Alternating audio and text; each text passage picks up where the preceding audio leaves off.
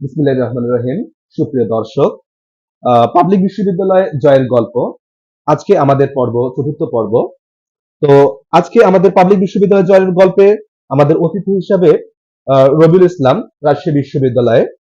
সুপ্রিয় দর্শক, আজকে আমাদের ইউটিউব চ্যানেলের পাবলিক বিশ্ববিদ্যালয় জয়ের গল্পে চতুর্থ পর্বে আপনাদের স্বাগতম। আমাদের এই পর্বে অতিথি হিসাবে উপস্থিত রয়েছেন রাজশাহী বিশ্ববিদ্যালয়ে, সংক্ষেপে রাবি বলা হয়, শিক্ষার্থী মোহাম্মদ রবিউল ইসলাম, এবং আমি উপস্থাপক হিসেবে রয়েছি মোহাম্মদ আইনুল ইসলাম, অ্যাডভান্স একাডেমির পরিচালক। তো আমার অতিথি, প্রথমে আপনাকে আমাদের এই অনুষ্ঠানে স্বাগতম জানাই। অ্যাডভান্স একাডেমির পক্ষ থেকে আমন্ত্রণ জানানোর জন্য আপনাকেও অসংখ্য ধন্যবাদ। ধন্যবাদ। মোহাম্মদ রবিউল ইসলাম, আপনি সাবেক রাজশাহী বিশ্ববিদ্যালয়ের সাবেক শিক্ষার্থী।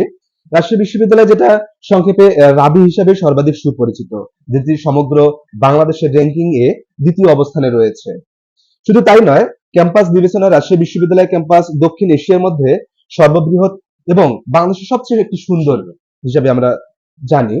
তো বিশ্ববিদ্যালয়ে চান্স পাওয়া, আসলে আমরা প্রত্যেকে জানি যে চান্স পাওয়া এটা যতটা আসলে কঠিন, যদি না শিক্ষার্থীদের প্রস্তুতি হয়, এটা একটা গোছানো হয়। নিশ্চয়ই আপনি অনেক পরিশ্রম, ত্যাগ এবং আপনার মেধার মাধ্যমে আপনি এখানে চান্স পেয়েছেন। তো আমাদের দর্শকদের অনুপ্রাণিত করার জন্য আপনার ভর্তি পরীক্ষার প্রস্তুতি, অভিজ্ঞতা এবং রাজশাহী বিশ্ববিদ্যালয়ের জীবন সম্পর্কে আমরা কিছু শুনতে চাই। তো প্রথমে আমরা জানতে চাই, আপনার এই শিক্ষা জীবনটা, আসলে আপনার শিক্ষা জীবনের রুটিনটা কেমন ছিল? ধন্যবাদ। আসলে রুটিন করে তো সবকিছু সব জায়গায় চলা মুশকিল। তারপরও রুটিন করা অনেক ভালো।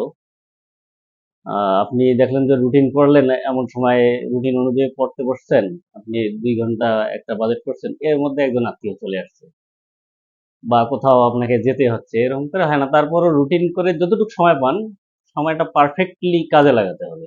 না, না, মানে আপনার শিক্ষা জীবনে কোনো আপনার রুটিন ছিল? না, আমার শিক্ষা জীবনে এরকম কোনো রুটিন ছিল না। তারপরেও আমি যেটুকু সময় পাইছি, আমি আমার সময়টাকে যথাযথভাবে কাজে লাগাইছি আরকি। তো মানে এবং শিক্ষা জীবনের মধ্যে এই রুটিনটা আসলে কতটুকু গুরুত্বপূর্ণ রাখেন? রুটিন, যারা রুটিন করে চলে, রুটিনের গুরুত্ব অনেক, যদি চলতে পারেন। আর যারা রুটিন করে চলতে পারবে না, যেমন আমার ক্ষেত্রে আমি রুটিন করে এরকম করে চলতে পারি নাই। যে কারণে আমি যখন যে সময়টা পাইছি, এই সময়টা যথাযথভাবে কাজে লাগাইছি। এবং শিক্ষা জীবনের মেইন দায়িত্ব হচ্ছে, ডিউটি হচ্ছে আপনার পড়ালেখা করা। এবং এই পড়ালেখায় ফাঁকি দেওয়া মানে শিক্ষা জীবন, নিজের জীবনকে ফাঁকি দেওয়া। শিক্ষা জীবনে হলো পড়ালেখাকে ফাঁকি কোনো ক্রমেই দেওয়া যাবে না। পড়ালেখা করতে হবে এবং আপনি যতটুকু সময় পান এটা যথাযথ কাজে লাগাতে হবে। আচ্ছা, তো এই ভর্তি পরীক্ষার জন্য আপনি কিভাবে প্রস্তুতি নিয়েছিলেন তাহলে? ভর্তি ভর্তি পরীক্ষা, আগে তো মানে বিশ্ববিদ্যালয় সম্পর্কে আমাদের ধারণা ছিল না। প্রত্যন্ত অঞ্চলে যেহেতু পড়াশোনা করছি, বিশ্ববিদ্যালয় সম্পর্কে তেমন ধারণা ছিল না। আমি মূলত এসএসসি পাশ করার পর তেমন ধারণা ছিল না। এরপরে ইন্টারমিডিয়েট, আমি তো মাদ্রাসা থেকে পড়াশোনা করছি, আচ্ছা, আচ্ছা। দাখিল এবং আলিম। আমি দাখিল করছি গ্রামের মাদ্রাসা থেকে এবং আলিম করছি শহরের বিখ্যাত মাদ্রাসা, আমাদের রংপুর শহরের সাতগারা বাইতুল মোকাররম মডেল কামিল মাদ্রাসা থেকে। তো কামিল শেষ করার পর আমার মাথায় আসে যে আমি বিশ্ববিদ্যালয়, এবং সেটা আমার আগে থেকেই ইয়ে ছিল। এবং আমি যখন দাখিলে পড়েছি, তখন আমার স্যার, উনি বলছিলেন যে তুমি রাজশাহী বিশ্ববিদ্যালয় থেকে পড়াশোনা করবে। তখন আমি ততটা মাথায় নেইনি, রাজশাহী বিশ্ববিদ্যালয় সম্পর্কে আমার তেমন ধারণাও ছিল না। আচ্ছা, আচ্ছা। তো এরপর আলিম যখন আমি পরীক্ষার্থী আর কি, পরীক্ষা দেওয়ার পর আমার মাথায় ঢুকলো যে আমি ইউনিভার্সিটি থেকে পড়াশোনা করবো বা ইউনিভার্সিটি সম্পর্কে জানবো। তো ওই সময় বড় ভাইয়েরা এসে, ওই কিছু ভাই এসে লিফলেট বিতরণ করতো কোচিং এর।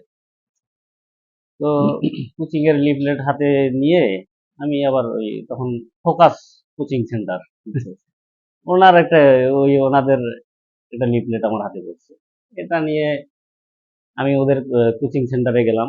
যাওয়ার পর ওখানে যে মোটিভেশনাল বক্তব্য দিল ইউনিভার্সিটি সম্পর্কে, এটা শোনার পর আমি অনেকটাই মোটিভেটেড হলাম যে আমি ইউনিভার্সিটিতে পড়াশোনা করবো। আর ইউনিভার্সিটিতে চান্স না হলে আদারওয়াইজ অন্য জায়গায় কোনো পড়াশোনা করবো না।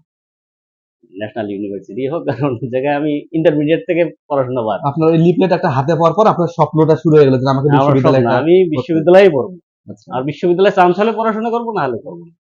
আমার লক্ষ্য স্থির করেছি আচ্ছা, এবং আহ, আমি সেই অনুযায়ী প্রস্তুতি নেই এবং কোচিং সেন্টারে ভর্তি হই। আর কোচিং সেন্টারে ভর্তি হওয়াটা ভালো, যে সেখান থেকে একটা প্রথম দিকেই তারা যে মোটিভেশনাল বক্তব্য দেয়, এটাই অনেকটা অনুপ্রাণিত করে আচ্ছা, এই যে ছাত্রদেরকে। আপনার আপনি মাদ্রাসা জীবন থেকে আপনার মাদ্রাসা মানে শিক্ষা জীবনটা মাদ্রাসা আপনি ইয়ে করেছিলেন। তো এখানে আসলে আরেকটি বিষয় সেটা হচ্ছে যে আমরা অনেকে জানি বা অনেকে গার্ডিয়ানরা যারা অনেকে ইয়া করে যে বাচ্চাকে মাদ্রাসা দিব মানে জেনারেল পড়াবো, আমি ডাক্তার বানাবো, আবার বিশ্ববিদ্যালয়ে পড়াবো, এই চিন্তা ভাবনা করে তারা মাদ্রাসায় বাচ্চাদেরকে দিতে চায় না। তো আপনি মাদ্রাসা থেকে আসলে তাহলে এই মাদ্রাসা থেকেও যে বিশ্ববিদ্যালয়ে পড়া যায় বা মাদ্রাসা থেকে এসএসসি পড়া শেষ করার পর দাখিল যেটাকে বলা হচ্ছে, তাই না? দাখিল এবং এসএসসি হচ্ছে দাখিল, আর ইন্টারমিডিয়েট আলিম। আলিম, দাখিল এবং আলিম, এটা করার পরও অনেক একটা ছাত্র জীবনে ডাক্তারি হওয়ার সম্ভাবনা তার সে তৈরি হ্যাঁ, করতে পারে।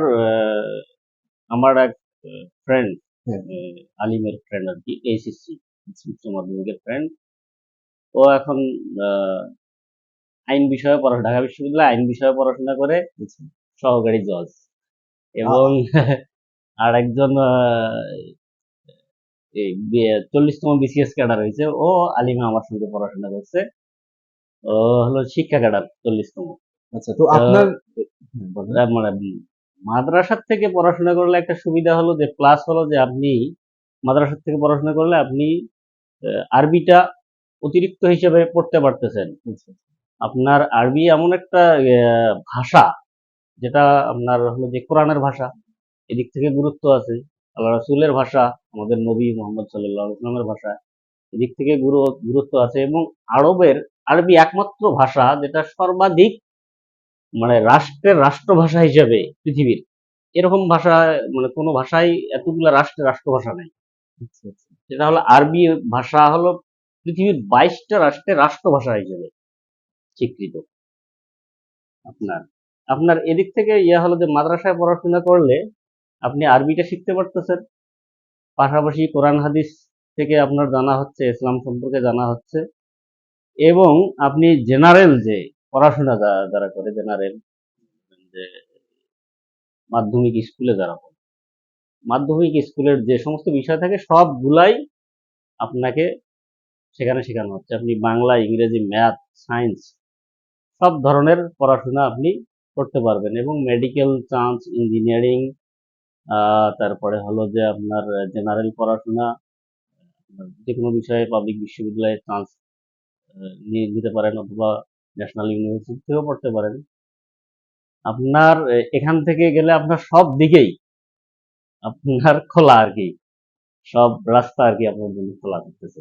আপনি কত সালের ব্যাচ ছিলেন? আমি এসএসসি 2008 সাল, আর এসএসসি আলিম 2010 সাল। এরপর 2011 সালে আমি ইউনিভার্সিটিতে ভর্তি হই। আচ্ছা, আপনার এই একাডেমিক যে পর্যায়টা ছিল, আপনার এই একাডেমিক পর্যায়টা আপনার কাছে পড়ালেখার বিষয়টা কেমন ছিল? বা আপনি আপনার এই একাডেমিক পড়ালেখাটাকে কিভাবে নিয়েছিলেন? আমি মেইনলি হলো যে, আমি তো প্রত্যন্ত অঞ্চল থেকে পড়াশোনা করছি। এদিকে তো আমাদের গ্রাম অঞ্চলে, বা আমি যে সমস্ত এলাকা, গঙ্গাচড়ার একদম তিস্তা নদী চরাঞ্চলে হ্যাঁ, আর কি, আচ্ছা, এখানে পড়াশোনা করছি। এই জায়গায় তো পড়াশোনার তেমন গুরুত্ব ছিল না। তো প্রাইমারি, তারপর আমি পড়াশোনা করছি প্রাইমারি যখন করছি চর অঞ্চলের স্কুলেই। তো ওখানে আমি ফার্স্ট বয় হিসেবে প্রাইমারি পাস করছি। তো তখন মানে আমি গুরুত্ব দিয়ে পড়তাম, আর অন্যরা বা গ্রামে যেভাবে, আমাদের প্রত্যন্ত অঞ্চলে যেভাবে গুরুত্ব দেওয়ার সেভাবেই গুরুত্ব, কিন্তু আমি একটু অতিরিক্ত গুরুত্ব দিয়ে পড়াশোনা করছি। এরপর হলো দাখিলে দাখিলে অত্যন্ত গুরুত্বের সঙ্গে সঙ্গে পড়াশোনা করছি, যেখানে যে কারণে রেজাল্টটা ভালো, মোটামুটি রেজাল্ট ভালো আসছে। এরপর ইন্টারমিডিয়েটে আমি গুরুত্ব দিয়ে পড়াশোনা করছি, রেগুলার ক্লাস করছি এবং পড়াশোনার সময়টাকে যথাযথ কাজে লাগাইছি। এবং আলিমেও রেজাল্ট ভালো হওয়ার পর আমি বিশ্ববিদ্যালয়ের জন্য প্রস্তুতি নিয়েছি। বিশ্ববিদ্যালয়ে আসলে দাখিলে তেমন, এসএসসি বা দাখিলে তেমন পড়াশোনা একদম ইয়ে করে করতে হবে, কঠোর পরিশ্রম করতে হয় তেমন না। মোটামুটি পড়াশোনা করলে ভালো রেজাল্ট হয়। কিন্তু সব থেকে বড় সিলেবাস হলো যে আলিম বা ইন্টারমিডিয়েট, যেটা উচ্চ মাধ্যমিক। আচ্ছা এই সিলেবাসটাই অনেক বড়। এখানে অনেক অধ্যবসায় করতে হবে ভালো রেজাল্ট করার জন্য। আর এই আহ, দাখিল বলেন, মাধ্যমিক আর উচ্চ মাধ্যমিক, দুটার একাডেমিক যে সিলেবাস, এটা সিলেবাস মানে ভালোভাবে পড়াশোনা করলে পরবর্তী উচ্চ মাধ্যমিক বা উচ্চ শিক্ষার জন্য সহজ হবে।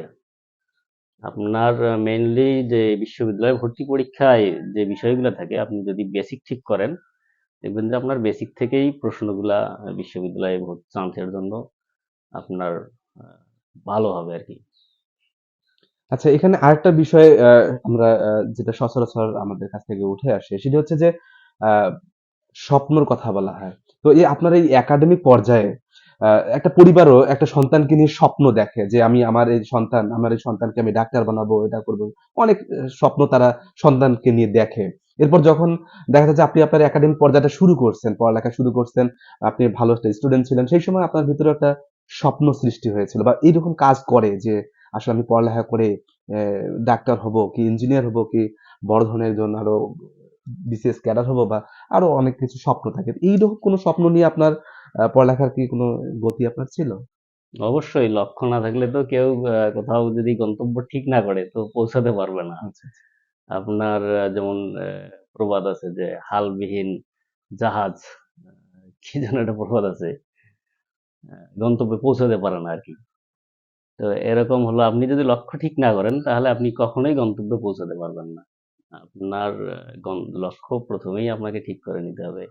যেমন আমার লক্ষ্য ছিল যে আমি বিশ্ববিদ্যালয়ে পড়াশোনা করব এবং বিশ্ববিদ্যালয় থেকে পড়াশোনা শেষে ভালো জায়গায়, কোনো একটা ভালো জায়গায় সেটেলড হব, ভালো প্রফেশনে। তো তো আপনার আসলে সেই সময় স্বপ্নটা আপনি কি তৈরি করেছিলেন? আমার স্বপ্ন ছিল যে, প্রথমে আমার যে স্বপ্ন ছিল সেটা হলো যে পাবলিক সার্ভিস কমিশনের ক্যাডার অথবা নন ক্যাডার জব, আচ্ছা, আচ্ছা। আমি প্রথম শ্রেণীর কোনো জব করব।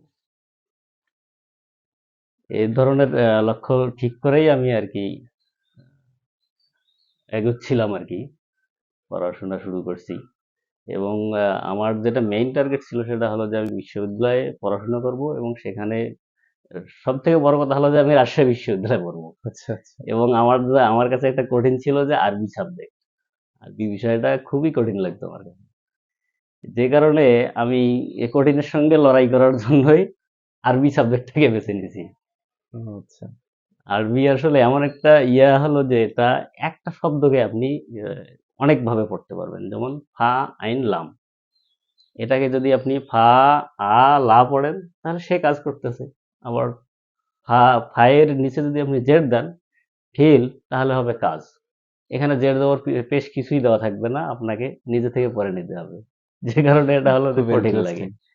যেমন কাফ, লাম, তা, এটাকে যদি আমি বলি কুলতু পড়ি, তাহলে আমি বলতেছি, আমি কুলতু, আমি বলেছি। আর যদি কুলতে পড়ে তাহলে তুমি বলেছিলে, একটা মেয়ে মানুষ বলেছিলে, এরকম হবে। আচ্ছা। এখন হলো যে শুধু কিছুই থাকবে না এখানে, আপনাকে নিজের থেকে পড়ে নিতে হবে। এবং এটা পড়তে গেলে আপনাকে গ্রামার জানতে হবে, এবং আরবি গ্রামারের এ টু জেড জানলে আপনি আরবি রিডিং পড়তে পারবেন। যে কারণে আরবি অনেক কঠিন মাদ্রাসা ছাত্রদের জন্য। আর আমি আগে থেকেই সিদ্ধান্ত নিয়েছিলাম যে এই কঠিনের সঙ্গে লড়াই করব, আচ্ছা। এবং আমি সাকসেস। যাক আলহামদুলিল্লাহ। আরবি শিক্ষা আসলে আমাদের মুসলমানদের জন্য একটা অপরিহার্য এবং অবশ্যই গুরুত্বপূর্ণ। তো এখন আমার একটা প্রশ্ন সেটা হচ্ছে যে আপনার মতে এই যে ভর্তি পরীক্ষার জন্য সবচেয়ে গুরুত্বপূর্ণ বিষয়টা কি? এটা যদি একটু ভর্তি পরীক্ষার জন্য মেনলি হলো যে আপনাকে কনফিডেন্ট হতে হবে, আত্মবিশ্বাসী একটা তৈরি করতে আত্মবিশ্বাসী হবে। হতে হবে। ওভার কনফিডেন্ট হলে সেটা হবে না। আচ্ছা, আপনাকে কনফিডেন্ট হতে হবে যে আমি ইয়াতে বিশ্ববিদ্যালয়ে ভর্তি পরীক্ষায় আমি পাশ করবো এবং চান্স হবে আমার। আচ্ছা, আচ্ছা, এটা কনফিডেন্টলি আপনাকে সাজানো গোছানো ভাবে প্রস্তুতি নিতে হবে। আচ্ছা, আপনি সাজানো গোছানো ভাবে পড়তে হবে। আপনার মেইনলি হলো এসএসসি এবং এসএসসি লেভেলে আপনাকে প্রস্তুতি দরকার নেই। আপনি এসএসসি এবং এসএসসি লেভেলে একাডেমিক যে পড়াশোনা আছে হুম, এগুলা ভালোভাবে কভার করেন। ভালোভাবে পড়েন। এরপরে আপনার এগুলো মেইনলি হলো এগুলোর থেকেই আপনার বেসিক যদি আপনার ভালো থাকে তাহলে আপনার অধিক সহজ হবে। আপনার এদিক থেকেই প্রশ্ন হবে বেসিক থেকেই। আচ্ছা। তো ওদিকে অতিরিক্ত হলো যে আপনার কিছু যেমন সাম্প্রতিক বিষয়গুলো থাকবে। এগুলোর জন্য আপনি একটা কোচিংয়ে বা গাইডলাইন কোচিং থেকে গাইডলাইন পাবেন। এজন কোচিং থেকে গাইডলাইন পেলে আপনার ভর্তি পরীক্ষার জন্য ভালো হবে। তো এখানে একজন শিক্ষার্থী আরেকটা বিষয় সবসময় দেখা যাচ্ছে যে তার এই এসএসসি এবং এইচএসসি এর যে রেজাল্ট একটা তৈরি হয়, আমরা যেটাকে বলে জিপিএ। তো এই জিপিএ কতটুকু অবদান রাখে? জিপিএ তো অবশ্যই আপনার অবদান রাখবে। আপনি চিন্তা করেন যে একজন এ প্লাস যদি আপনাকে 5 এসএসসি 5 এবং এসএসসি 5 10 যদি আপনার 2 করে 20 হয়, তো আপনার পরীক্ষা ভর্তি পরীক্ষায় 80 আর 20 100। আচ্ছা, আচ্ছা।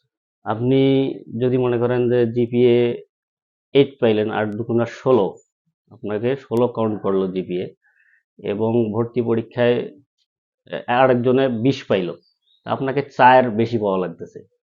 এবং ভর্তি পরীক্ষায় যেহেতু কয়েক লক্ষ স্টুডেন্ট পরীক্ষা দেয়, তো 1 মার্কের জন্য আপনার সিরিয়াল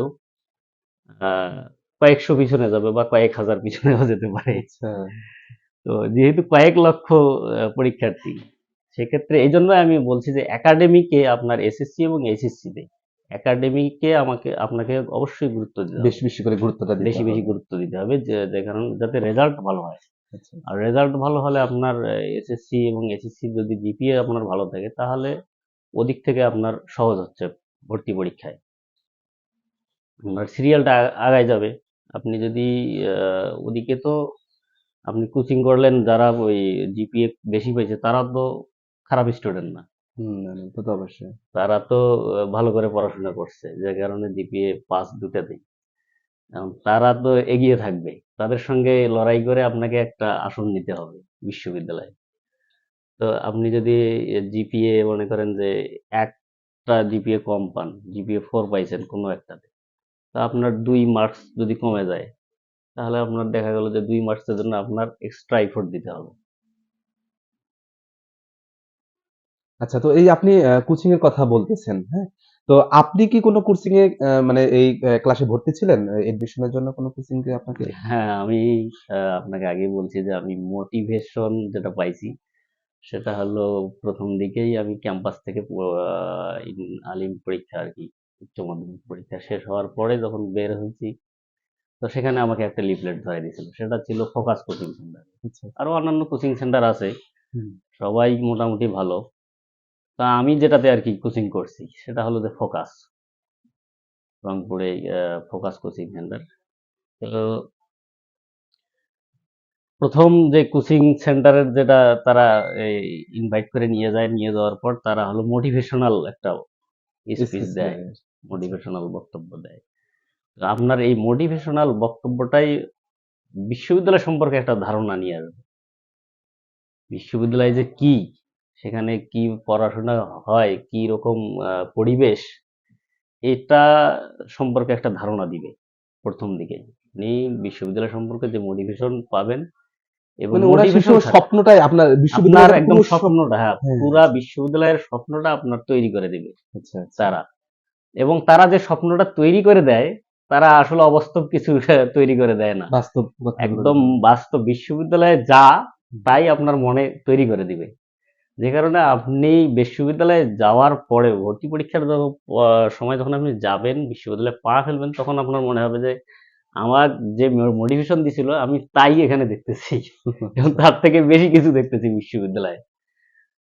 আর বিশ্ববিদ্যালয়ে পড়াশোনা, মানে যারা বিশ্ববিদ্যালয়ে পড়াশোনা করছে, বিশ্ববিদ্যালয় সম্পর্কে যারা মোটিভেশন দেয়, যারা পড়াশোনা করছে, তারাই আসলে জানে বিশ্ববিদ্যালয় কি। আপনার বিশ্ববিদ্যালয়ে একটা সুবিধা হলো যে বিশ্ববিদ্যালয়ে আপনি ভর্তি হলে এখানে আপনি জ্ঞান অর্জন করতে না চাইলেও জ্ঞান অর্জন আপনি করবেন, অটোমেটিক্যালি চলে আসে। অটোমেটিকলি করবেন। পরিবেশটাই সেটা এখানে সৃষ্টি করে ওখানকার দেয়। পরিবেশটাই জ্ঞান অর্জনের পরিবেশ। ওখানে অনেকগুলা দিক, অনেক সাইড আছে, কিন্তু আপনার সব জায়গায় ভালো মন্দ আছে, ওখানে ভালোর দিকটা বেশি। আচ্ছা, আচ্ছা। তো এখানে একটা জিনিস, আপনার দাখিল পরীক্ষা দেওয়ার পর, কামিল পরীক্ষা, দাখিল পরীক্ষা দেওয়ার পর, এরপর হচ্ছে যে আপনি ভার্সিটির স্বপ্ন দেখা শুরু করলেন। তো এই ভর্তি পরীক্ষায় যখন আপনি দিতে যান, ঠিক সেই মুহূর্তটা আপনার কিরকম অনুভূতিটা ছিল, এবং প্রশ্ন হাতে পাওয়ার মুহূর্তটা আসলে কেমন ছিল আপনার? মানে আগ মুহূর্ত, মানে আপনি যে সময় পরীক্ষা দিতে যান, দিতে যাচ্ছেন, সেই সময় একটা মুহূর্ত একটা কাজ করে, যে অন্যরকম একটা ফিলিংস কাজ করে। তো এইরকম মুহূর্তটা আপনার না, কেমন ছিল? ওই অনেকেই হলো যে ভর্তি পরীক্ষায় পারিবারিক চাপে, পারিবারিক প্রেশার, ওই কোচিং করছে, অত ভালো একটা জায়গায় যদি চান্স না হয়, তাহলে একটা ব্যাপার হয় যে এতগুলো এসএসসি এইচএসসি ভালোভাবে পড়াশোনা করছে ভালো প্রতিষ্ঠান থেকে, এরপরে হলো ভালো প্রতিষ্ঠান থেকে ঢাকায় গিয়ে বা অন্য কোনো জায়গায় ভালো কোচিং সেন্টার থেকে কোচিং করানো হয়েছে, যদি চান্স না হয় তাহলে কেমন হয়ে যাবে, বাবা মা কি বলবে বা এই এলাকায় কি বলবে, এই ধরনের টেনশন ফিল করে, অনেকেই নার্ভাস ফিল করে। এই ধরনের নার্ভাসনেস আমার কাছে তেমন একটা হয় নাই, এরকম ফিল করি নাই আমি, অস্বস্তিকর পরিবেশও তৈরি হয় নাই আমার। আমার প্রশ্ন মানে বিশ্ববিদ্যালয়ে যখন পরীক্ষা দেব তখন অনেকেই আমি দেখছি যে নার্ভাসনেস ফিল করে। আচ্ছা, কারণ আচ্ছা। হলো মেইনলি হলো পরিবার থেকে চাপ। আমার পরিবার থেকে ওরকম কোনো চাপ ছিল না যে আমার বিশ্ববিদ্যালয়ে চান্স পেতে হবে। আমি নিজের থেকেই মোটিভেটেড ছিলাম যে বিশ্ববিদ্যালয়ে আমি পড়াশোনা করব। যে কারণে আমার এই ধরনের নার্ভাসনেস কাজ করে নাই। আর যখন প্রশ্ন হাতে আসে, প্রশ্ন হাতে আসার পরেও যতই আমি বলি না কেন আর যে কেউ বলুক না কেন যে নার্ভাস ফিল হবে না, নার্ভাস ফিল হয় যদি প্রশ্ন কি থেকে কি আসছে, তারপরেও আমার তেমন একটা নার্ভাসনেস ফিল হয় নাই। কারণ আমি যথাযথ প্রস্তুতি নিয়েছিলাম, ভালোভাবে প্রস্তুতি নিয়েছিলাম, এবং আমি কনফিডেন্ট ছিলাম যে আমার চান্স হবে। আর যেহেতু আমার কনফিডেন্ট এবং প্রস্তুতি ভালো ছিল, যে কারণে আমার নার্ভাস ফিল হয় নাই। আমি বলব যে পরিবার থেকে এ ধরনের চাপ দিলে এটা হিতে বিপরীত হয়ে যায়। যে পারিবারিক চাপে তারা ওখানে গিয়ে অনেক কিছু আউলাই ফেলে। যে যদি চান্স না হয় তাহলে আমি বাড়িতে গিয়ে বলবো কি? যদি এই তো কয়েকদিন মানে পরীক্ষা দেওয়ার কয়েক ঘন্টা বা কয়েকদিন পরেই রেজাল্ট দিয়ে দেয়। তো এরপরেই তো অবস্থা খারাপ হয়। আর বিশ্ববিদ্যালয়ে একের পর এক পরীক্ষা হয়। এক বিশ্ববিদ্যালয়ে দেখা একটা বিশ্ববিদ্যালয়ে যখন চান্স হয় না তখন সে আরো হতাশ হয়ে যায়। তখন আরো পরিবার থেকে প্রেশারটা বেশি চলে আসে, এবং বেশি হতাশ হওয়ার কারণে তখন আর অন্যান্য জায়গায়ও চান্স হওয়ার ইয়ে থাকে না।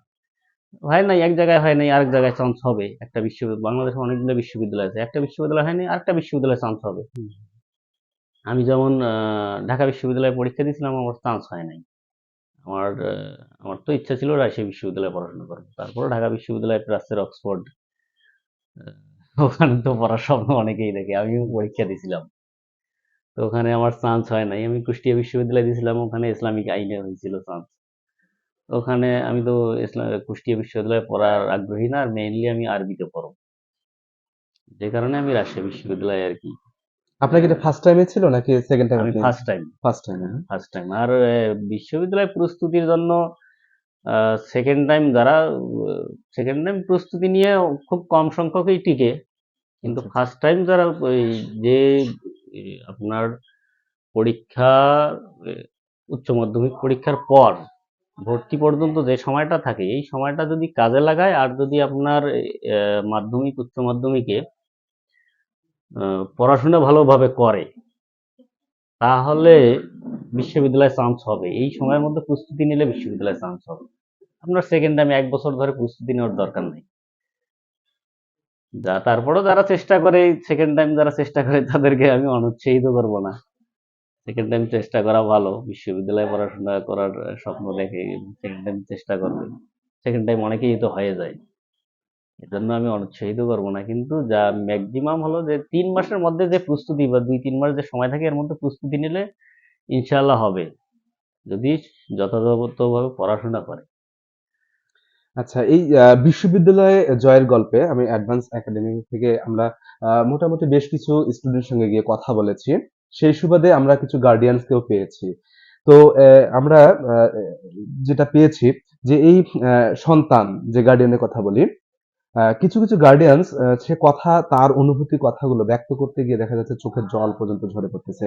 তার সন্তানদেরকে তারা যেভাবে স্বপ্ন দেখেছিল, তারপর পাশে বসে থেকে অনেক রাত পর্যন্ত সন্তানটাকে পাশে রেখে, পাশে বসে থেকে মানে বাচ্চাটাকে পড়ালেখার ক্ষেত্রে সাহায্য সহযোগিতা করেছে, বা হচ্ছে যে বাচ্চা যাতে মানে পড়ার মনোযোগটা ঠিকঠাক মতন ইয়া করে, এই জন্য অনেক পরিশ্রম করতে আমরা শুনেছি অনেক গার্ডিয়ানের কাছ থেকে। তো এদিক থেকে আপনি আপনার পরিবার থেকে কতটুকু এই পড়ালেখার দিক থেকে সাপোর্ট পেয়েছিলেন, বা আপনার বাবা মা আপনাকে কতটুকু এটাকে ইয়া করেছে?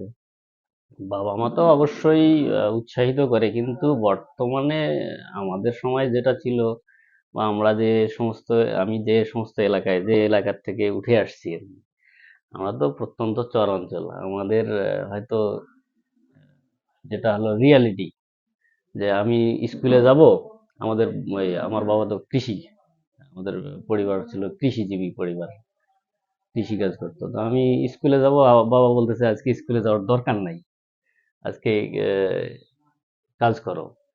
তো অনেক বাবা মাই প্রেসার ক্রিয়েট করে বাচ্চাদেরকে। এই ধরনের প্রেসার ক্রিয়েট করলে বাচ্চাদের অনেক মানে তৈরি হয়, নেগেটিভটা তৈরি হয়। আপনার বাচ্চাদেরকে উৎসাহিত করা ভালো। আমার বাবা মা যেভাবে পড়াশোনাতে উৎসাহিত করছে, যে পড়াশোনা করো, ভালো কিছু হও, তুমি যেখানে যেতে চাও সেখানে তোমার জন্য দরজা খোলা আছে, যত টাকা চাও খরচ করাকে খরচ করবো তোমার পিছনে। কিন্তু এরকম করে প্রেসার, পরিবার থেকে এই ধরনের কোনো প্রেসার দেয়নি, বা পাশে বসে থেকে এইভাবে এটা পড়ো, ওটা পড়ো, অমুক জায়গায় প্রাইভেট পড়ো, অমুক কোচিং, এ ধরনের প্রেসার কোনো দেওয়াটা ঠিক না। আর আমার পরিবার থেকে এ ধরনের কোনো দেয় নাই, তবে উৎসাহিত করছে যে তুমি ভালোভাবে পড়াশোনা করো, এতটুকু যে ভালোভাবে পড়াশোনা করো, ভালো জায়গায় যাও, ভালো কিছু করতে পারবে, এ ধরনের। তবে এই প্রেশার দিয়ে ভালো কিছু করানো, এটা আসলে আমার কাছে অযৌক্তিক মনে হয়। আর প্রেশার দিলে হয়তো বিপরীতটা হয়ে যায়। আচ্ছা। তো আমাদের দর্শক থেকে একটা প্রশ্ন এসেছে, সেটা হচ্ছে রাজশাহী বিশ্ববিদ্যালয়ের প্রশ্ন প্যাটার্নটা আসলে কেমন ছিল আপনার কাছে, এটা জানতে চাই।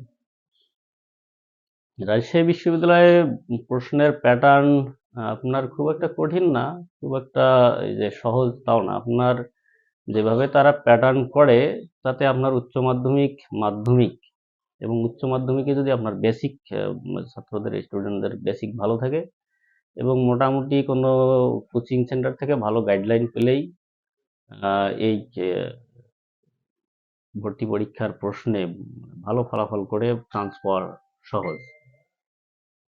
তাদের যে প্রশ্নের প্যাটার্ন এখানে আপনার বলতে গেলে ঢাকা বিশ্ববিদ্যালয় থেকে অনেকটা সহজ করে।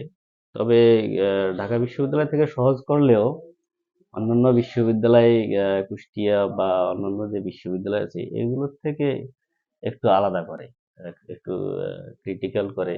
আপনার বিশ্ববিদ্যালয়ে কয়েক লক্ষ স্টুডেন্ট পরীক্ষা দেয়, তারা তো ভালোটাই বাছাই করে নেবে, এবং দ্বিতীয় বৃহত্তম বিশ্ববিদ্যালয়, ভালো ভালো স্টুডেন্ট, ভালো ছাত্রদেরকেই তো বেছে নেবে সে বিশ্ববিদ্যালয়। তো এই আলোকে তারা যে মোটামুটি প্রশ্ন যেটা করে সেটা হলো যে, না কঠিন, একবারে কঠিন না, একবারে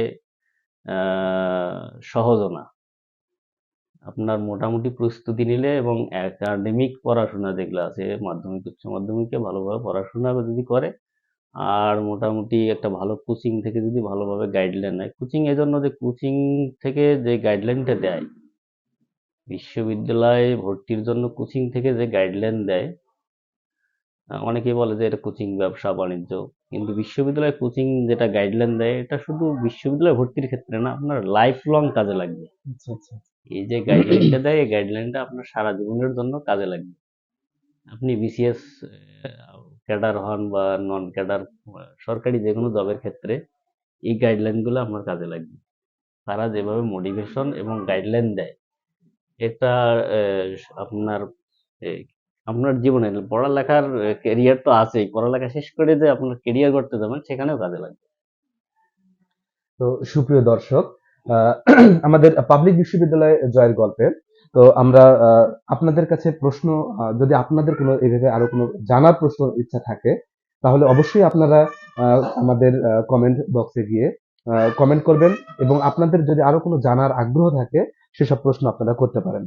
তো এখানে আপনার কাছে আমরা আরেকটু জানতে চাই, সেটা হচ্ছে যে পরীক্ষা আপনি দিলেন, দেওয়ার পর আপনি একটা চান্স পেলেন, সেই চান্স পাওয়ার যে মুহূর্তটা, একটা অনুভূতি, আসলে এটা একটা সকলের জানার আগ্রহ সৃষ্টি হয়। এবং পরের মুহূর্তটা, মানে আপনি চান্স পাওয়ার পর একটা মুহূর্ত, এটা আসলে কিরকম আপনার কাছে এটা আসলে মনে হচ্ছিল? বিশ্ববিদ্যালয় ভর্তি তো একটা যুদ্ধ আর কি, যুদ্ধে জয়ের সাফল্যের মতোই আর কি অনুভূতি। আপনার কয়েক লক্ষ স্টুডেন্ট পরীক্ষা দিবে মাত্র কয়েক হাজার আসন বিশ্ববিদ্যালয়গুলোতে। তো বিশ্ববিদ্যালয়ে পড়ার স্বপ্ন সবাই দেখে, সবাই বিশ্ববিদ্যালয়ে পড়ার জন্যই স্বপ্ন দেখে, কোচিং করে, প্রস্তুতি নেয়, রাত জেগে পড়াশোনা করে।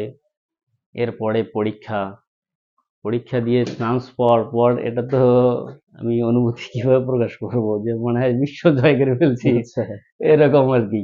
আর চাওয়া পাওয়া মনে হয় আর নাই, এরকম যে বিশ্ববিদ্যালয়ে চান্স হইলে আর মনে হয় চাওয়া পাওয়া ওই সময় আর কি। বিশ্ববিদ্যালয়ে চান্স পাওয়া, এখন তো মনে হয় যে বিশ্ববিদ্যালয়ে চান্স পাওয়া কিছু তেমন কিছু না, হুম। কিন্তু তখন এমন মনে হয়েছিল যে বিশ্ববিদ্যালয়ে চান্স পাইছি মানে কোনো আর চাওয়া পাওয়া কিছু নাই, এরকম মনে হয়েছিল, এরকম একটা ফিলিংস কাজ করছিল আর কি। আচ্ছা, তো আপনার মতে একজন শিক্ষার্থী কি কোচিং ছাড়াই তার ভার্সিটি পড়ার স্বপ্ন জয় পূরণ করতে পারে? দেখা যাচ্ছে যে অনেকে তার ওইভাবে কোচিং পড়ার সামর্থ্য থাকে না বা ইয়া হয় না। তো যদি তার এটা না থাকে, ওইসব শিক্ষার্থীর তার কি সে তার স্বপ্নটা সে পূরণ করতে পারবে আপনার মতে? পারবে, তবে খুব কম সংখ্যকই পারবে। আপনার হলো যে কোচিং থেকে যে গাইডলাইন দেওয়া হয়, তারা তো জানে ওই যে বিশ্ববিদ্যালয়ের প্যাটার্ন কি, কি ধরনের, কোন বিশ্ববিদ্যালয়ে কোন ধরনের প্যাটার্নের কোশ্চেন করে, এটা কোচিং সেন্টারগুলোর ভালো করে জানা আছে। এবং বিভিন্ন বিশ্ববিদ্যালয়ের ওই প্রশ্নগুলো তারা ঘাটাঘাটি করে, দেখে কোন ধরনের প্রশ্ন আসে, কিভাবে প্রশ্ন তৈরি করে, এই ধরনের প্রশ্নের উপর বেসিস করে তারা হলো বাচ্চা আপনার ছাত্রদেরকে গাইডলাইন দেয়। তো এক্ষেত্রে তো অবশ্যই আপনার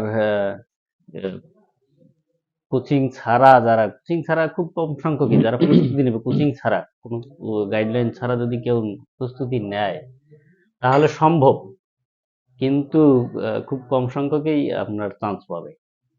এটা খুব কম সংখ্যকের ক্ষেত্রে সম্ভব হবে, যারা ভালো স্টুডেন্ট এবং যারা ওই কিছু সময়ের মধ্যে ওই প্রশ্নগুলোর উপর কোনো নির্দিষ্ট বিশ্ববিদ্যালয়কে ফলো করে বা কয়েকটা বিশ্ববিদ্যালয়কে ফলো করে যদি প্রশ্নগুলো ঘাটাঘাটি করে এবং ওই অনুযায়ী পড়াশোনা করে এবং যদি বেসিক ভালো থাকে, তাহলে চান্স পাবে। কিন্তু সবাই পাবে না এরকম করে, যেভাবে কোচিং এ আর যেভাবে গাইডলাইন দেয়, এটা হলো চান্স পাওয়ার জন্য আপনার পারফেক্ট একটা ওয়ে কোচিং। হুম, আচ্ছা, আচ্ছা। তো এখন মোহাম্মদ রবিউল ইসলাম, আপনার কাছে যে ভর্তি পরীক্ষার প্রস্তুতি নেওয়া শিক্ষার্থীদের জন্য আপনার কিছু পরামর্শ আপনি যদি দিতেন আরকি। আমার পরামর্শ থাকবে ভর্তি পরীক্ষায় যারা প্রস্তুতি নেবে বিভিন্ন বিশ্ববিদ্যালয়ে, তাদের মানে তারা যাতে কনফিডেন্ট থাকে, ওভার কনফিডেন্ট হওয়ার দরকার নেই, আপনার কনফিডেন্ট থাকতে হবে এবং সাজিয়ে গুছিয়ে আপনার পড়তে হবে, আপনার বেসিক গুলা ঠিক করে নিতে হবে। এরপর একটা নির্দিষ্ট ভালো একটা কোচিং থেকে আপনার গাইডলাইন নিতে হবে, তারা যেভাবে দেয়। কারণ আপনার কোচিং এ যখন ভর্তি হবেন না, তখন আপনার উপরে তেমন প্রেশার থাকবে না, আপনি পড়তে বসছেন, আপনার তো চাপ নাই, আপনি একটু পরে ঢেকে রাখলেন। কিন্তু কোচিং এ দেখা গেল যে আমি আজকে কোচিং করে আসছি, কালকে একটা পরীক্ষা নেবে তারা। পাশাপাশি আমি যে ওই যে ওখানে তো এমসিকিউ হয় বা লিখিত হয়, যেটাই হোক, আমি প্রতিদিন একটা করে পরীক্ষা দিয়ে practice make a man perfect. আপনি যদি একটু প্র্যাকটিসের মধ্যে থাকেন, আমার প্রতিদিন পরীক্ষা নিচ্ছে, আপনার কোন জায়গায় ভুল হচ্ছে তারা শুধরে দিচ্ছে কোচিং সেন্টার। আপনি তো যখন বাসায় নিজে নিজে প্রস্তুতি নেবেন, তখন তো আপনাকে শুধরে দেওয়ার কিছু নেই, আপনি ভুল করছেন কি করছেন আপনাকে কেউ দেখাই দিবে না। যে কারণে আপনি যখন কোনো কোচিং সেন্টারে যাবেন, তখন আপনাকে তারা ভুলটা শুধরে দিবে। কোনো একটা কোচিং এ ভর্তি হলেন চান্স পাওয়ার জন্য, আর হলো যে সময়টা থাকে আপনার আগে থেকে, এসএসসি বা এসএসসি মাধ্যমিক উচ্চ মাধ্যমিকে আপনার বিশ্ববিদ্যালয়ে ভর্তির কোনো প্রস্তুতির দরকার নেই, আপনার জাস্ট স্বপ্ন থাকবে যে ভর্তি হবো, আর এই প্রস্তুতির জন্যই মাধ্যমিক এবং উচ্চ মাধ্যমিকে ভালো করে পড়তে হবে। আপনার মাধ্যমিক এবং উচ্চ মাধ্যমিকের যে সিলেবাস, এটা ভালো করে পড়তে হবে প্রস্তুতির জন্যই, বিশ্ববিদ্যালয়ের চান্সের প্রস্তুতির জন্য। এরপরে হলো আপনার বিশ্ববিদ্যালয়ের চান্সে আপনার ওই একাডেমিক যে সিলেবাস আছে এগুলোর থেকেই বেশিরভাগ প্রশ্ন থাকে, এর বাইরে থাকবে আপনার সাম্প্রতিক কিছু বিষয়। আর তারা যে প্রশ্নের প্যাটার্ন করে, তারা যে ধরনের প্রশ্নের প্যাটার্ন করে, এই জন্য আপনার একটা কোচিং এর গাইডলাইন লাগবে। আপনার সব মিলিয়ে যদি আহ, নিজের থেকে সময়টাকে কাজে লাগান, উচ্চ মাধ্যমিক পাশের পর যে সময়টা থাকে এই সময়টা কাজে লাগান, আর হলো মাধ্যমিক এবং উচ্চ মাধ্যমিকের সিলেবাস যদি ভালো করে পড়াশোনা করেন, তাহলে বিশ্ববিদ্যালয়ের চান্স, আমি মনে করি চান্স হবে। তো বর্তমান এসএসসি এবং এইচএসসি শিক্ষার্থীদের কিভাবে প্রস্তুতি নেওয়া উচিত তাদের ভার্সিটি জয়ের লক্ষ্য পূরণের জন্য বলে আপনি মনে করেন? তাদের ভার্সিটি জয়ের লক্ষ্যে এসএসসি এবং এইচএসসি, যারা মাধ্যমিকে পড়াশোনা করতেছে তারা বিশ্ববিদ্যালয়ে পড়াশোনা করবে এরকম স্বপ্ন দেখবে, এবং তাদের ফ্যামিলির থেকে দেখাতে পারে স্বপ্ন। বিশ্ববিদ্যালয়ে পড়াশোনার টার্গেট ঠিক করতে হবে যে আপনার কোনো পাবলিক বিশ্ববিদ্যালয়ে পড়াশোনা করবে। এইরকম টার্গেট ঠিক করে তাদের উচিত হলো যে মাধ্যমিক এবং উচ্চ মাধ্যমিকে রেজাল্ট ভালো করে, জিপিএ ভালো করে। 1 নম্বর কথা, প্রথমেই আপনার রেজাল্ট ভালো করতে হবে। এরপরে যদি সুযোগ থাকে তাহলে বিশ্ববিদ্যালয়ে, আমি মনে করি না যে ওরকম করে বিশ্ববিদ্যালয়ের প্রশ্নের উপর প্রশ্ন বা কি ধরনের পরীক্ষা হয় এগুলো ফলো করা, এ ধরনের দরকার নেই মাধ্যমিক উচ্চ মাধ্যমিক পর্যায়ে। উচ্চ মাধ্যমিক পরীক্ষা দেওয়ার সাথে সাথেই আর যারা বিশ্ববিদ্যালয়ে পড়তে চায় তাদের জন্য উচ্চ মাধ্যমিক পরীক্ষা যেদিন শেষ সেদিন থেকে বিশ্ববিদ্যালয়ের প্রস্তুতি নেওয়া শুরু করতে হবে। আমি মনে করি আচ্ছা। সেদিন থেকে প্রস্তুতি নেবে, এবং আপনার কোনো কোচিং এ গেলে ভালো, আর যাদের সামর্থ্য নাই কোচিং এ না যেতে না পারে তারা কোনো একটা গাইড, কোনো একটা কোচিং থেকে গাইড ম্যানেজ করে, কোন ধরনের গাইডটা ম্যানেজ করতে বলতেছি, কোন ধরনের প্রশ্নের প্যাটার্ন, কোন বিশ্ববিদ্যালয়ে কোন ধরনের প্রশ্ন করে এ ধরনের, অথবা বিশ্ববিদ্যালয়ে পড়ে কোনো বড় ভাই তার কাছ থেকে কোনো পরামর্শ নেওয়া। আচ্ছা, আচ্ছা। এ ধরনের পরামর্শ নিয়ে যারা কোচিং করতে পারবে না, এই ধরনের পরামর্শ নিলে আমি মনে করি যে চান্স পেতে পারে। সুপ্রিয় দর্শক, আহ, আমরা মোহাম্মদ রবিউল ইসলাম রাজশাহী বিশ্ববিদ্যালয়, যেটা সংক্ষেপে রাবি বলা হয়, সে বিশ্ববিদ্যালয়ে পাবলিক বিশ্ববিদ্যালয় জয়ের গল্প শুনতেছিলাম। তো এখানে আমরা রবিউল ইসলামের কাছ থেকে যে বিষয়গুলো উত্থাপিত হয়েছে, যে বিষয়গুলো আমরা জানতে পারলাম, সেটা হচ্ছে যে প্রথমে আমাদেরকে মনস্থির করা, আমার চিন্তা শক্তিটাকে মানে একনিষ্ঠ করা, এবং আমার জীবনটাকে সাজানো গোছানো করে তৈরি করা। আসলে হচ্ছে যে পরিপাটি শিক্ষা জীবনের অধ্যাবসায়ের মধ্যে যে কথাটি বলা আছে, রুটিনটাই আসলে একটা মানে সাজানো গোছানোটাই মানে বেশি ইয়া করে আর কি। তা আপনার লাইফ, আপনি আপনার সময়টাকে কিভাবে, কখন কোন সময় কিভাবে পার করবেন, এটাই কিন্তু আপনার রুটিনটার মধ্যে নিয়ে, এবং এই রুটিনটাই কিন্তু আপনার এই সাজানো গোছানোর কথা উনি বলেছে। তো আপনার এই রুটিনটাই কিন্তু সাজানো গোছানোর মধ্যে চলে আসবে। আর একটি কথা আমরা যেটা শুনতে পেলাম, সেটি হলো যে এই ভার্সিটি আমাদের প্রত্যেকটা ছাত্রছাত্রীর একটা আসলে স্বপ্ন থাকা উচিত, যে না আমার লক্ষ্য, তার আমার যদি একটা নির্দিষ্ট কোনো গন্তব্য না থাকে, তাহলে আসলে আমি মানে পৌঁছতে পারবো না, যে আসলে আমার আহ, মানে কোথায় যাওয়া উচিত বা কোথায় আমাকে যেতে হবে, এরকম একটা আমার গন্তব্য থাকা উচিত। তো আমাদের অতিথি যে কথাটা বলতেছে, উনি যখন এসএসসি এবং এইচএসসি দেওয়ার পর ওনার কাছে যে আমরা যারা বিভিন্ন ভার্সিটির জয় ইয়ার জন্য ভর্তির জন্য ফর্ম বিতরণ করে থাকে বা হচ্ছে লিফলেট বিক্রি করে থাকে, উনি ওটা হাতে পাওয়ার পর যখন লিফলেটটা পড়লো, তখন থেকে তার স্বপ্ন তিনি তৈরি করলো যে না আসলে আমাকে একটা ভার্সিটি পড়তেই হবে। তারপরে ওনার একটা স্বপ্ন, এবং উনি একটা চয়েস করে নিলেন। একটা অবশ্যই স্বপ্ন দেখতে হবে, সেই স্বপ্নটা একটা চয়েসফুল থাকতে হবে, টার্গেট, যে না আমি আহ, এই ভার্সিটিতে চান্স পেতে, ঢাকা বিশ্ববিদ্যালয়ে চান্স পেতে চাই, আমি রাজশাহী বিশ্ববিদ্যালয়ে পড়তে চাই, অথবা মেডিকেল চান্স পেতে চাই, এরকম একটা টার্গেট নিয়েই তারপরে আমার লক্ষ্যটাকে স্থির করে আমাকে সামনের দিকে এগিয়ে যেতে হবে। তো মোহাম্মদ রবিউল ইসলাম, আজ আমাদের অনুষ্ঠানে এসে আপনার অভিজ্ঞতা শেয়ার করার জন্য আপনাকে অসংখ্য ধন্যবাদ। আপনার কথাগুলো আমাদের দর্শকদের জন্য অবশ্যই অনুপ্রেরণাদায়ক হবে। এজন্য আপনাকে অসংখ্য ধন্যবাদ জানাচ্ছি। আজকে আমাদের অ্যাডভান্স একাডেমির পক্ষ থেকে আপনি আমাদেরকে সময় দেওয়ার জন্য আপনাকে অসংখ্য ধন্যবাদ জানাচ্ছি। আপনাকেও অসংখ্য ধন্যবাদ, পাশাপাশি অ্যাডভান্স একাডেমির সকল শিক্ষার্থী এবং দর্শকদেরকে অসংখ্য ধন্যবাদ। সুপ্রিয় দর্শক, আমি আবারও একটি কথা আপনাদের কাছে জানিয়ে দিতে চাই, সেটি হচ্ছে যে আমরা অ্যাডভান্স একাডেমির পক্ষ থেকে যে আমাদের পাবলিক বিশ্ববিদ্যালয় জয়ের গল্পের যে আমরা পর্বটা শুরু করেছি, এটি আহ, আমরা অত্যন্ত প্রত্যেকটা এলাকা প্রত্যেকটা অঞ্চলে গিয়ে আমরা এরকম অসংখ্য যারা শিক্ষার্থী অনেক কষ্ট করে অনেক পরিশ্রম করে তারা তাদের এই বিশ্ববিদ্যালয়ে জয় করেছে, তাদের এই শিক্ষা জীবনের বিষয়গুলো আমরা শেয়ার করে আপনাদের কাছে পৌঁছে দিতেছি।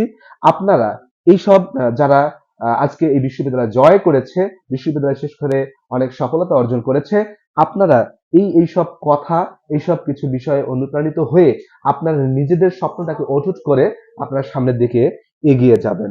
আর আপনাদের অবশ্যই আবারও বলি, আপনাদের যদি এরকম কোনো মতামত থাকে, আপনাদের যারা এরকম আরো অসংখ্য মানুষ আছে, যারা অসংখ্য শিক্ষার্থী আছে, যে আমার জীবনে আমি কিভাবে কষ্ট করেছি, আমি আমার জীবনকে কিভাবে কষ্ট করে আজকে এত বড় পর্যায়ে এসেছি, এটা আমি আমার মাধ্যমে আরো দুই একজন কাকে উপকৃত করতে চাই, আমার আজকে এই কথাগুলো শুনে অনুপ্রাণিত হয়ে তারা তাদের জীবনটাকে পরিবর্তন করবে, অবশ্যই এটা একটা ভালো কাজ।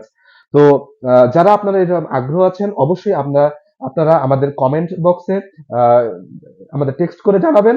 আমরা প্রয়োজনে আপনার দ্বারে যাব, অথবা আমরা অনলাইনের মাধ্যমে আপনার কথাগুলো বাংলাদেশের, শুধু বাংলাদেশে নয়, বিশ্বের প্রতিটি শিক্ষার্থীর দ্বারে পৌঁছে দেবো ইনশাল্লাহ। তো আজকের মতো এখানে বিদায় নিচ্ছি। পরবর্তী পর্বে আবার দেখা হবে। সে পর্যন্ত অপেক্ষা করুন। আসসালামু আলাইকুম ওয়া রাহমাতুল্লাহ।